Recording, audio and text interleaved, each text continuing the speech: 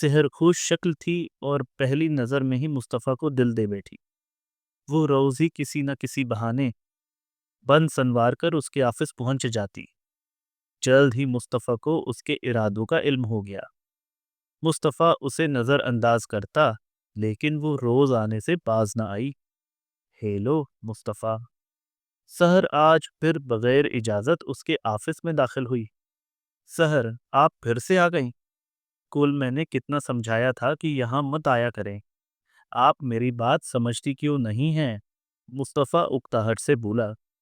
مصطفیٰ، میں آپ کے لیے کچھ بھی کر سکتی ہوں لیکن آپ کی یہ بات نہیں مان سکتی۔ سحر ضدی لہجے میں بولی۔ مصطفیٰ، آپ کا دیدار میرے لیے سانس لینے جیسا ضروری ہے۔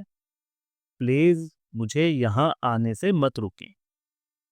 سحر محبت بھرے لہجے میں بولی۔ سحر، یہ فلمی باتیں میرے سامنے مت کیا کریں۔ مصطفیٰ جان بوجھ کر سحر کو بے رخی دکھانے لگا۔ میری محبت آپ کو فلمی لگتی ہے؟ سحر اداس لہجے میں بولی۔ جی ہاں، پلیز اب جائیں یہاں سے اور مہربانی کر کے دوبارہ واپس مت آئیے گا۔ مصطفیٰ کٹھور لہجے میں بولا۔ سحر روتی ہوئی وہاں سے چلی گئی لیکن وہ باز پھر بھی نہ آئی۔ اگلے روز بھی بند سنوار کر مصطفیٰ کے آفس پہنچ گئی۔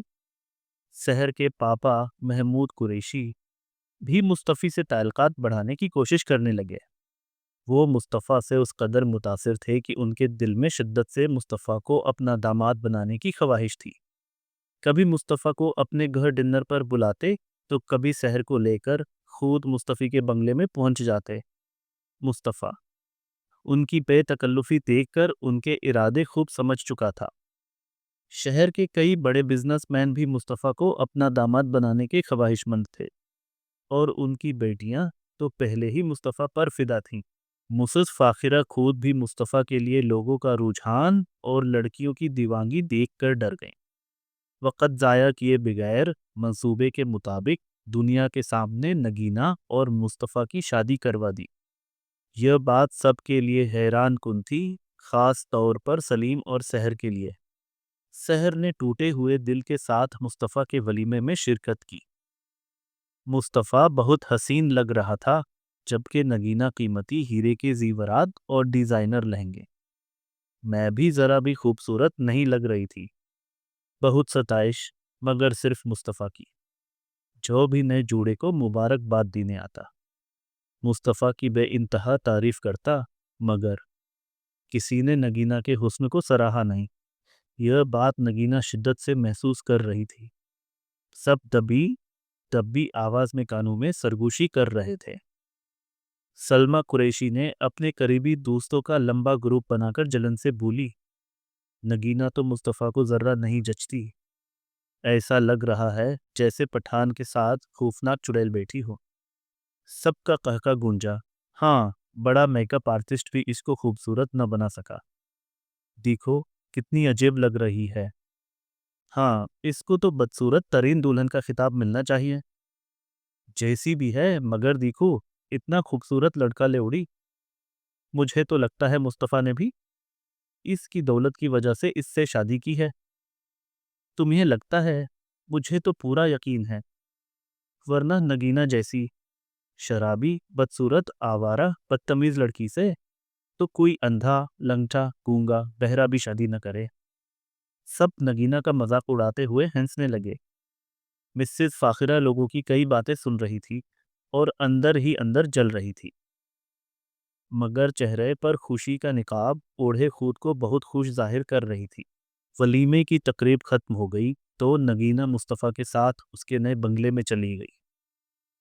نگینہ اپنا بہاری لہنگا سنبھالتے ہوئے اپنے بیڈ روم میں گئی اور آئینے کے سامنے کھڑے ہو کر خود کو دیکھنے لگی۔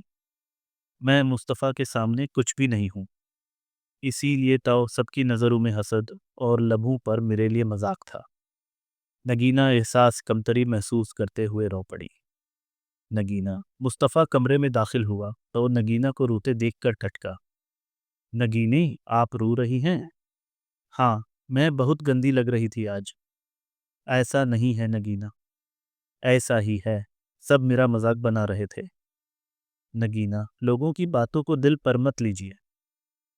लोग तो हूर परी में भी खामी तलाश कर लेते हैं और हम तो आम से इंसान हैं। नगीना मुस्कुराते हुए मुस्तफ़ा से लिपट गई।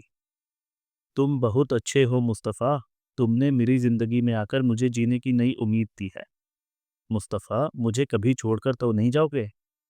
नहीं, मैं नहीं जा सकता आपको छोड़कर, क्योंकि मैं आपका ग़ुलाम हूँ। तुम मेरे शौहर हो, मेरी मोहब्बत भी, बल्कि तुम मेरा सब कुछ हो। I love you Mustafa. Nagina मोहब्बत भरे लहजे में बोली। I love you to.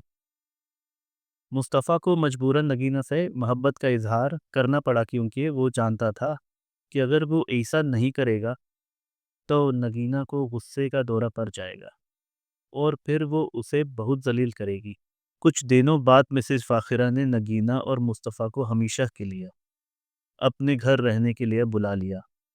Nagina Mustafa से बहुत मोहब्बत करती थी, इस बात का ख्याल रखती कि उसको किसी बात का बुरा ना लगे, लेकिन वो अपनी आदतों से बाज ना आई। मुस्तफ़ा अपने मामूल के मुताबिक 10 बजे गहरी नींद सो जाता था और नगीना अक्सर रात को क्लब चली जाती, उसे बताए बगैर, और 3 बजे लौट आती। एक रात मुस्तफ़ा ने डरावना ख्वाब देखा और डर के अचानक उठ बैठा। नगीना को बस्तर पर मौजूद न देखकर वो उसे तलाश करने लगा। पूरे घर में ढूंढने के बाद मुस्तफ़ा ने जमशीद बाबा को फ़ोन किया। जमशीद बाबा बेल की आवाज़ सुनकर जागी और फ़ोन को कान से लगाया। हेलो, हेलो, जमशीद बाबा। जी, छोटे साहब। नगीना कहाँ हैं? क्लब? किस क्लब? उस क्लब जहाँ वो रोज़ जाती हैं। कोई नाम तो होगा उस क्लब का। Glimmer club. ठीक है, शुक्रिया। आप सो जाएं। मुस्तफ़ा ने फ़ोन काटा और सोचने लगा, क्या नगीना को वहाँ से लेना चाहिए या नहीं। बहुत सोचने के बाद उस गंदगी वाली जगह से नगीना को लेने पहुंच गया। मुस्तफ़ा क्लब में दाखिल हुआ तो वहाँ का बेहुदा माहौल देखकर शशदर रह गया।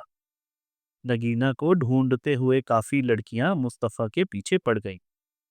काफ़ी देर ढूंढने के बाद मुस्तफ़ा की नज़र नगीना पर पड़ी, जो नशे में धुत थी, फिर भी शराब पी रही थी। मुस्तफ़ी नगीना के पास पहुंचा और उसके हाथ से बोतल ले ली। सर, आप? समीरा, नगीना की मुलाजिमा, जो रात को हमेशा उसके साथ रहती थी, मुस्तफ़ा को देखकर डर गई। आप ड्राइवर के साथ घर जाएं, मैं नगीना को लेकर आ रहा हूँ। मुस्तफ़ा समीरा से बोला। जी। नगीना, उठी, घर चलें।